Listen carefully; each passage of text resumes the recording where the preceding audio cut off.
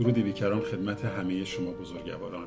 یکی دیگر از ارکان رسیدن به آرامش قانون پاسداشت فردی هست. قانون پاسداشت فردی یعنی چه؟ قانون پاسداشت فردی یعنی این که یک فرد بشینه در تنهایی خودش به تمامی ظرفیت‌های موجود در جسم و روح خودش فکر کنه و اونها رو شناسایی کنه و برای اونها ارزش و احترام ویژه‌ای رو قائل باشه.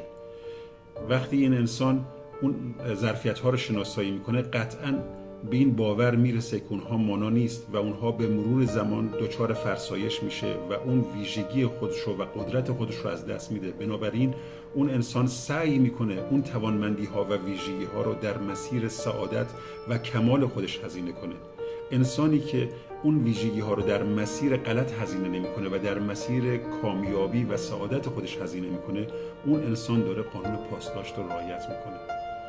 سپاسگزارم ازتون.